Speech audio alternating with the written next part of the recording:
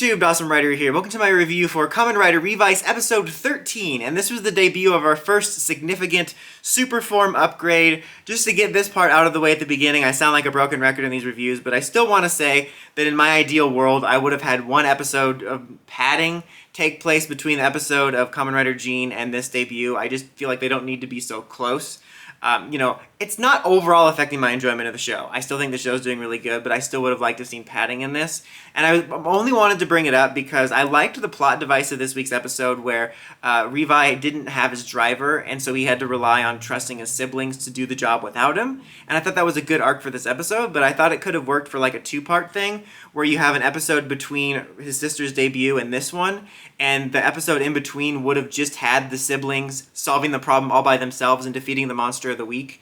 And then he would have learned the lesson of, I trusted them and it worked out, which would have then led into this episode. Have said, I trusted my siblings and it worked out, now I can trust Vice. And then you get one episode in between before you debut something big again, and it kind of enhances the story. And setting that aside, to be fair, I still think this was a really good episode. Plot revolves around this helicarrier ship landing that stores the prisoners that have been affected by Vice stamps, and we start off with that, and the enemies are trying to get on there to kidnap this lawyer guy from previous episode. I'm like, I totally remember you, for sure. They're sending like a decoy attack out so that they can get in there and break in, and that's kind of the main plot of the episode in regards to the villains. But the other main thing is about the debut of this new form. And I like the way they did this. Again, speaking of pacing, I still think it was a little too quick with all the ability forms, but I like how it led up to something because, like I said at the beginning of the episode, George had to take the driver from him, and he has to work on this new form and this new form power-up, and he needed to collect all the stamps. We know he's had to collect all the stamps, that's been like a goal, but I like how it makes it feel like a little bit of a mini arc leading to something,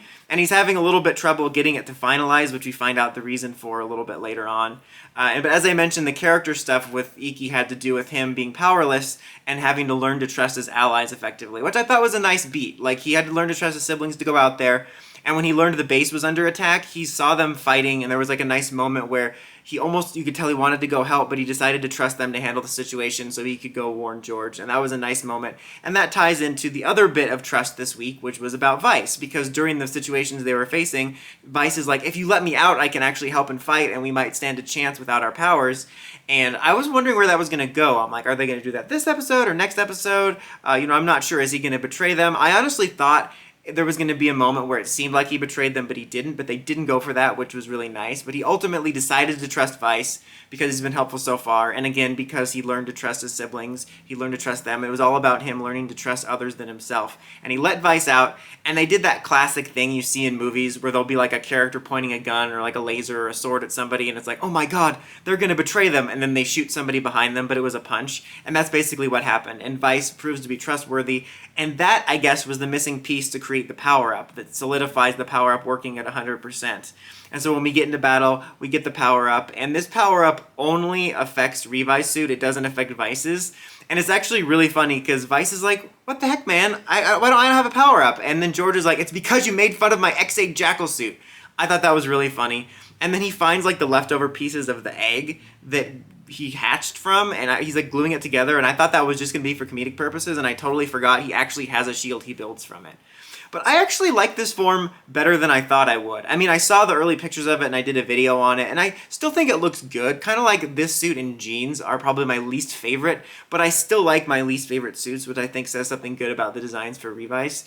But that being said, I liked it a lot more in person. I still feel the colors feel a little too flat, kind of like jeans together, compared to the other suits, which I feel flow a little bit better. But I actually like this a little bit more seeing it in person. Like, I like the way the blue looks when you actually see it in the show, because it's kind of like an Arctic feeling, both in the powers and in the look. It's still not my favorite, but I like it a lot more. George does mention that Vice might get a power-up down the road, and I'm kind of hoping that's what ends up happening with this being if it's a two-pronged power-up. Because in recent years, with some super forms and some mid-season forms, they've been doing this sort of two-pronged evolution approach. Like with Build, you had Black Hazard and then Rabbit Rabbit Tank Tank. 0-1, you had was it Shining Hopper or Rising Hopper, and then the Assault Wolf Hopper. And then like with Saber, you had Primitive Dragon and then Elemental Dragon. So you'll have this form and then immediately debut an evolution. So I'm actually hoping that's the way this one works, where you have this form for Revi and then the evolution of it is Vice getting it.